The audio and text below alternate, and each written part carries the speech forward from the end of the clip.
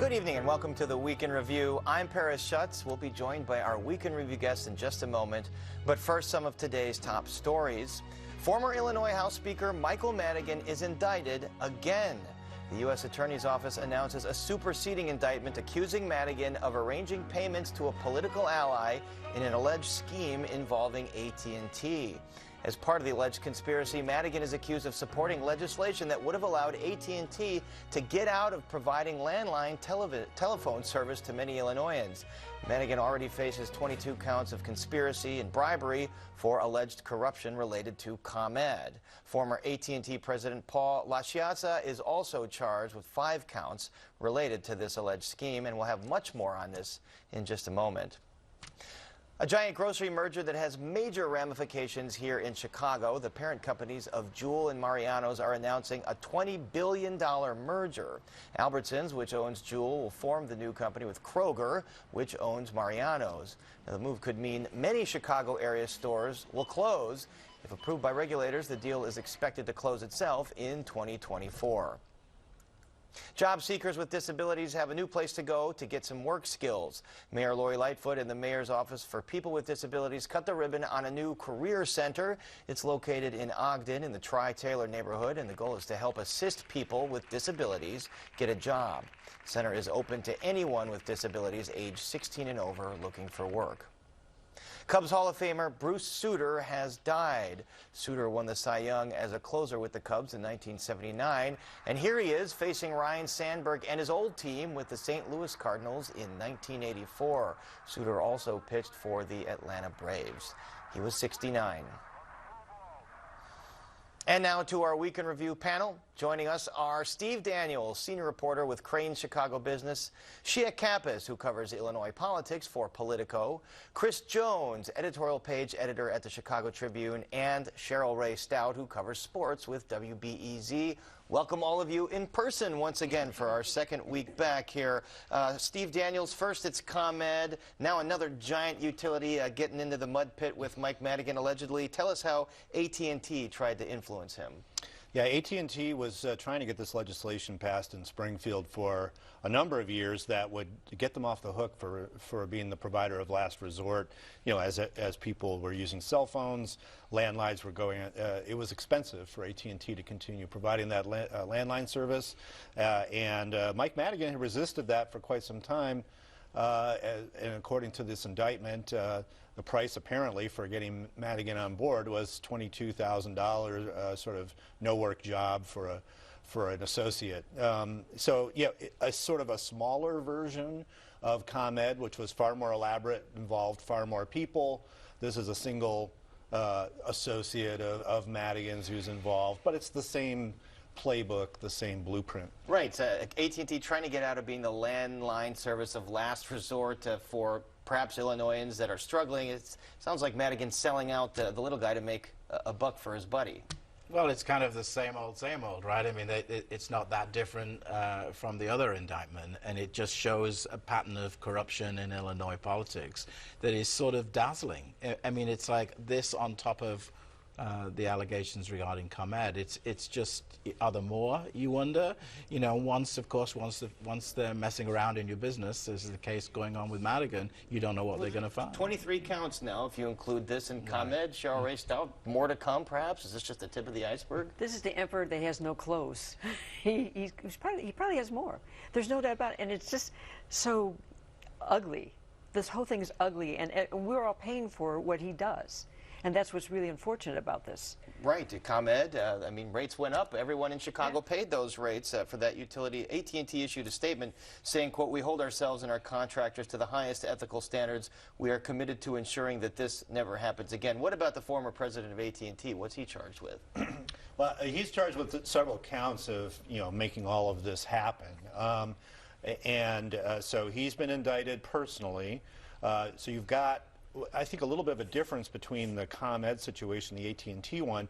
You recall that ComEd also filed a deferred prosecution agreement or entered into one, but there was no charges against ComEd executives former principals. or former executives until later. Right. In this case, you got AT&T. It's all kind of wrapped up in a package where AT&T agreed, similar to ComEd. Yes, we did it, but we don't want to have a felony on our record. But then they also charged the former president. Shia Kapos, Republicans are trying to paint Democrats in the middle of a midterm election with this. It doesn't seem to be sticking as new polls come out today showing Pritzker with a healthy lead, all other statewide office seekers in the Democratic Party with a healthy lead. So does this Madigan indictment not really move the needle at all? I think it happened right after that new poll came out, so it's still too early to say whether it's sticking or not. I think Republicans are going to jump on it. It's an October surprise. You're going to see a lot of people using it. Darren Bailey, Kathy Salvi. You're going to see a lot of Republicans trying to use it against their Democratic opponents. Kathy Salvi running as a Republican for Senate against Tammy Duckworth. But about this poll showing Pritzker up about 15 points and Janulius up in the Secretary of State's race, so on and so forth. Do you rely on this? Is there any opportunity for Republicans to close the gap in the next 3 weeks? Well, there's a big debate coming up next week between the governor's candidates, J.B. Pritzker and Darren Bailey. Will that somehow close the gap? Maybe. Darren Bailey did really well a week ago, but we know that Democrat Pritzker is so far ahead. It'll be his to not do well. So just one more debate. And by the way, this week we learned that the billionaire Dick Uihlein pumps another $14 million into this PAC run by the radio host Dan Proft that opposes Pritzker. First of all, why does Uihlein keep giving this money to this PAC and not to Bailey himself? That's the big question. I've heard a lot of people say it's because Darren Bailey wants to stick with his team and Dick Uihlein wants to have a little bit more control of how Bailey runs things. Bailey likes the team that's been running his campaign and he's sticking with them, and so Dick Uihlein is giving money to this PAC that is helping Bailey indirectly by being anti-Pritzker with all those ads that you see out there. Hey, Chris Jones, you've had all the candidates, or most of them, before your editorial board of the Tribune. You endorsed Pritzker, a Democrat, for governor, which is pretty unusual for the Tribune, endorsing a Democrat. Was that the first Democratic endorsement for governor in how many years? Living memory, shall we say? I think that's since probably Colonel accurate. McCormick, I'm sure he didn't endorse a Democrat either. I mean, I think we felt that I mean, we have our reservations about Pritzker, and we laid those out, and things that we think he should do differently. But I think we felt, particularly as a Chicago newspaper, that if you look at Darren Bailey's history and what he said about the city, it's very difficult. It was difficult for us to endorse him, and especially we've been consistently sort of arguing that the Republican Party really needs to excise the influence of former President Trump if that party's to have any future. And I think Bailey has sort of tacked to the center, so to speak, or that might be overstating it, in that direction during the general campaign. And I think that when he appeared before us in the general campaign, as distinct from the primary, he was a much smoother candidate. There was a noticeable difference. He was more relaxed. He's a better campaigner than he used to be. He's less sort of pugnacious. He has more of the happy warrior about him than he had the first time. He's more reasonable. So I do think he's made, as Shia was alluding, it's easy in the big city here to underestimate him with the farmer, the twang, all of that. He is actually a fairly decent candidate, but we didn't think, given the values of the paper, that he was a credible on issues choice. Like guns and abortion and January 6th. January 6th but it was especially. interesting, and Pritzker has had his wars with you at the editorial. But he wouldn't. It's so much so that he wouldn't show up for his interview. Which was petty, frankly, and annoying, and indicative of the things we don't like. So did he call you up and say, No. sorry about all that? Maybe he will when I get off the air tonight.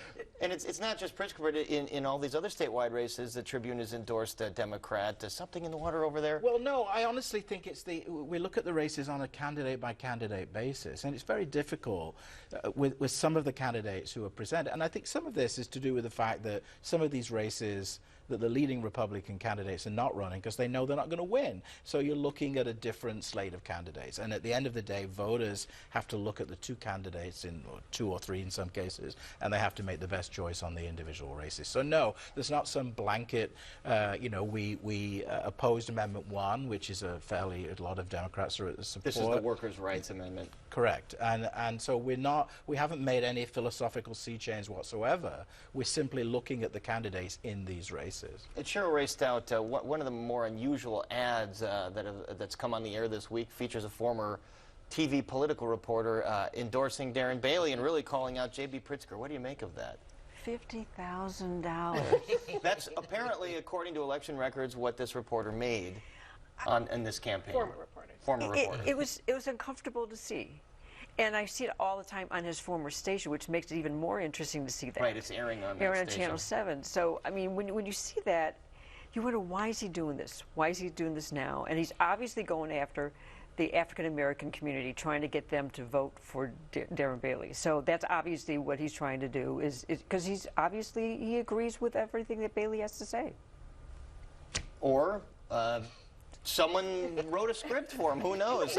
Steve Daniels, do these Republicans have anything in their playbook to close this out in the next 3 weeks to change the fortunes here? I don't think so. I think this is one of the, even for Illinois, there's not a lot of suspense in this campaign.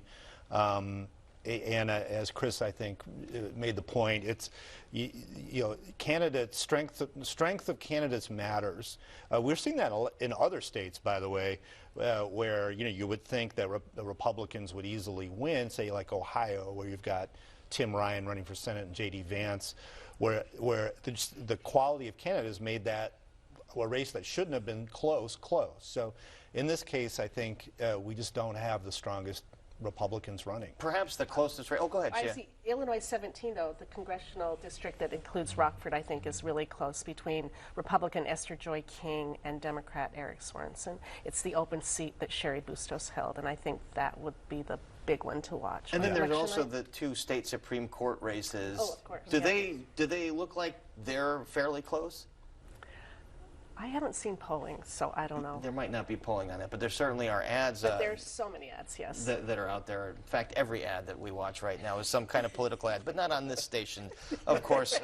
Steve Daniels, I want to get to this major business news this week of the parent companies Jewel and Mariano's, Kroger and Albertsons. They announced a giant merger, so pretty much every grocery store in Chicago is going to be under the same parent company. What does that mean for Chicagoans? Well, I don't know that we know. So there's a lot of question, even though they've announced this deal. First of all, whether this deal gets approved by the Biden administration is a massive question mark. And so there are antitrust issues. Right, well, yeah, and it's about the easiest way possible for a Biden administration to say we're doing something about inflation is to not approve this deal. But leave that aside. In order to get it approved, they're going to have to sell a whole bunch of grocery stores in markets where there's overlap, like Chicago. Yeah. And this, Mariano's came about because of the Dominic's closure. I mean, they were here, but they became big because they had the ability, due to a decision by a corporate overlord somewhere else, to expand. You could easily see that kind of thing happen here, where somebody, who knows, takes advantage, buys up these stores, and competition is actually just as keen, if not more so. But there's so many wild cards with this thing. I sort of mourn the old Mariano's. I feel like Mariano's already went away to some degree. It seems like they don't have the piano player in there. They don't have the piano player. Mr. Mariano liked to have in there. The products are not the same. No, it's really changed. And I used to go into Mariano's at 5 o'clock on a Friday, have a nice glass of red wine. You could go to the meat counter. You could throw something on the grill. It was a delight. I used to regularly go. And over time, I think that atrophied. They replaced a lot of that stuff in the stores that I went to, so it became really more like Jewel. And more like every other store in the country, because Albertsons and Kroger's owns chains seemingly in all 50 states. So are these stores going to become more homogenized here in Chicago? In terms of what they sell to you, yeah, but in an age of inflation, competition is going to matter in terms of what you pay for. It may be basically the same quality of meat or produce or what have you, but there will be competition in what you pay. And so having that diluted, competition diluted, would be a bad outcome. And so there is, you know, in your opening you talked about closing stores. If that's what happens and there's a bunch of stores closed and essentially competition is diluted, that's a bad outcome. Perhaps opportunities for others to come enter the market. Cermak, the homegrown Cermak. But you know, like when Dominic's closed, there's been hardly any of those stores have found a new tenant in there. So everywhere you go in the suburbs, there's a closed Dominic's everywhere. And the problem is, if you don't have competition, like you mentioned, the prices are too high. And with inflation, it's like you really notice when you go into the store the difference what it was just a few months ago as it is today. Well, this deal supposedly won't close until 2024, and as you mentioned, Steve, it's got to clear a lot of regulatory hurdles, so we'll see what happens there. Let's move to some more city news. Earlier this week, some older people called for more mental health funding in the city's budget. This is her last opportunity to reopen the mental health clinics and to reinvest in the city's system of mental health. So I'm going to stand here today with this coalition and say, I cannot vote for this budget if it does not include treatment on trauma. I cannot vote for this budget if it does not fulfill the mayor's promise to invest in our city's public mental health clinics and make sure that people have the care that they need. So these are members of the Socialist, Democrat, and the Progressive Caucus here, Shia Campos. Are they going to force Mayor Lightfoot to have to deal on some of these issues? Yes, I mean, in the last budget, she needed the Progressive Caucus to help her pass that budget. It seems like she'd need them this time too, but she also has 3 new members who are not part of that, so who knows how they might shift the vote. And right, it depends on if this caucus holds together. Right. Chris Jones, you think this budget is a fairly easy one for older people to pass? I don't know. You know, it's interesting that the mental health issue, obviously that's involved with police and police funding, and I think Mayor Lightfoot, actually I just heard from her office this week on this subject. What she's trying to do is she's trying to sort of thread the needle of supporting progressive causes and at the same time not being perceived as part of the defund the police movement. And I think in the mental health issue, you've got this sort of controversy, if you like, where you've got one group of people that say, if you have a police officer there, that's a separate world from somebody arriving to take care of somebody's mental health, versus the idea that actually police officers could be better trained in mental health, that if it is a police officer who shows up in a stressful situation, isn't it better if that police officer knows how to deal with somebody's mental health and has had more training in that area, which I would argue would be better for everybody. And there's this pilot going on right now where mental health professionals respond to that. Is there not? Right, but the challenge is small cities are finding success doing it, like Urbana in southern Illinois, but a big city, it's hard because do you have a mental health person who lives over here or works over here who has to travel all the way to the city over there? No, you need lots of professionals across the city, and that just costs a lot of money for the city. So a lot of bugs being worked out on that. I want to move to some national news. The last public January 6th committee hearing in Congress happened this week. They voted unanimously to subpoena former President Donald Trump. He's easily going to be able to run out the clock here because the committee dissolves with the new Congress in January. So why wouldn't they do something like this earlier? Well, I think they wanted to make the case, right? This is almost symbolic. We've made the case to the American people that this was really this man was responsible for this, and now we'd like him to come talk to us. Is he going to do that? Probably not. And he sent a 14-page letter or something that was full of repeating the same stuff that he said about the election being stolen and whatnot. That's been debunked. To me, it's like it's political, a little bit of political showmanship, but on a very serious issue where you're saying, this is, we've made the case. And all that's left is to speak to the person who we think is responsible. Well, the other thing that came out of the meeting the other day, Chris Jones, was that Liz Cheney, the co-chair of the committee, saying that they're ready for some criminal referrals to the DOJ, and then insinuating they might involve people like Roger Stone, Steve Bannon, Michael Flynn. If you're the U.S. Attorney Merrick Garland right now, Attorney General Merrick Garland, what are you thinking about? I just had this flashback of being at a party once and seeing Roger Stone over my left shoulder. It was just came right in my mind. But no, I think Watch your back. I think that, you know, as Steve says, there's definitely some political showmanship with it all. But I mean, I think it's fairly clear to a non-partisan person that former President Trump was behind this, that he was mad that he'd lost the election, that he wanted to go to the Capitol himself, that he incited these folks to go into the Capitol, that he and went along with this fake and went elector al- scheme, and then they tried to sort of establish intent that he knew that he lost in several occasions where he kind of expressed that he lost. So we all know this. I mean, to me, why then do we have this sort of political limbo with the Republicans and President Trump? Why is this not?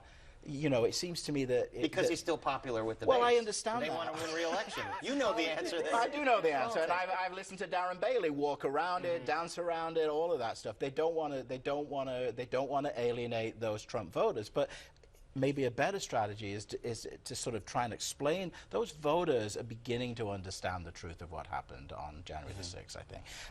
I really believe that, and I think they're looking for an alternative to President Trump. But an alternative cannot easily emerge unless the Republicans clearly, you know, excise this influence. Take the off-ramp, as they say, and still Right. so few Republicans are doing that. One of them is Adam Kinzinger, who took it a while ago, right after the election. He's running this PAC that is supporting pro-democracy candidates, endorsing folks in these swing states that are running against election deniers. Is he gaining any traction with that? I don't know if he's gaining traction, but he's endorsing Democrats now, which is something that, yeah, it means he's not running for office again in Illinois, I presume, as a Republican. Certainly. But that sets him apart from a lot of Republicans, and it tells Republicans, look, we've got to do what's right. That's what he's saying. We can't just toe the line to follow. And that's what he's tried to I hew think he to. was changing or have futures, probably not as elected officials. They're going to be involved in, I think, trying to bring, as Chris says, the Republican Party back into a place where it can be what it was, which is we've got two parties. They represent two distinct viewpoints that are, you know, you can say I support them and feel good about it. Clearly makes him very unpopular in their party right now. Right. Cheryl Ray Stout, I have to get to the Bears. We all had to sit and watch that last night. So, I mean, Justin Fields looks great sometimes. Other times he misses throws, but he doesn't have much of a supporting cast around him. Is it just kind of all of the above to blame here? Yes, I mean, there's a lot of things to blame. The offensive line still needs a lot of work. He doesn't have a lot of weapons. Maybe some of the scheme doesn't work for him. But when you look, but you go back to Sunday's game against Minnesota, he actually made strides. But you only have 3 days to prepare for the game last night. Right. So you have Seems like to he took a step back. Right. It looks like he did, but he did some things well.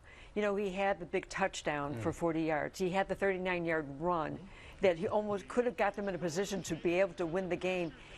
They were in the red zone 3 solid times with the ability to score, and they got 0 points. Right.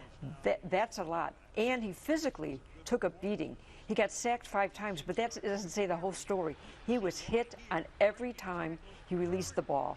He was on the ground. How much longer can he withstand that? There's a lot of games left this year. His shoulder got banged up last night. And after the game, you could feel it when he talked to us, how difficult it was, how frustrating it was. And you got to hope that he doesn't break. And that's why having 10 days before they play the next game, they got to get his mojo back. They got to get some players for him. Well, it's a little late for that. I mean, and this is my question. The new general manager, Ryan Poles, I mean, he had opportunities in the draft. With his first 2 picks, he went with defensive backs. He didn't sign really any big name receivers as a free agent. Is he really committed to Justin Fields as a possible franchise quarterback? We will find out at the end of the season. The only receiver he did take in the draft was Vallis Jones Jr., Who muffed the punt. And that was the second time he did it. Right. And it had a big impact. It was the biggest impact because it allowed Washington to score a touchdown, which was the game. The thing that we heard today out of Matt Eberflus is that they're going to take these next few days. They're going to be analyzing. They're going to self-scout. They're going to look what they've done wrong, what they've done right. They're also going to individually go to each player to figure out what they do right, do the wrong. You're going to look to see some changes on the offensive line, possibly, and some other personnel changes when they play against New England a week from Monday. But who's waiting in the wings on the bench on that offensive line that's going to be any better? Okay, somebody. Anybody. I mean, it's hard. It's hard because right now they have a rookie left tackle, right, and they have 2 other players on the right side that have little experience. And that's not giving Justin Fields enough. Look into the crystal ball. Is there going to be any reason to watch these next 11 games without falling asleep? Get your pillow and anything you need to get yourself to go to sleep. It's going to be rough. Because they should have been able to beat a really bad team last night, and they didn't do it. Right. They had every opportunity to do it, and that is a very bad team. And they got to play the Patriots. They got to play Dallas. You know, those are the next couple games. And Miami, those are 3 teams that will be able to beat them. Oh, it could get ugly. But as you've mentioned before, they have a lot of money to spend next year. Yeah, so lots of money. Wait till next year. All right. Well, we are out of time here, so our thanks to Steve Daniels, Shia Kappas, Chris Jones, and Cheryl Ray Stout. Thank you all so much for joining us. And that is our show for this Friday night. Don't forget, you can get Chicago Tonight and the Weekend Review streamed on Facebook, YouTube, and our website, WTTW.com/news. And be sure to join us tomorrow night at 6 for Chicago Tonight Latino Voices. And then immediately after that, Chicago Tonight Black Voices at 6:30. And then, of course, we're back at 7 o'clock all next week. And now for the Weekend Review, I'm Paris Schutz. Thank you so much for watching. Stay healthy and safe, and have a wonderful weekend.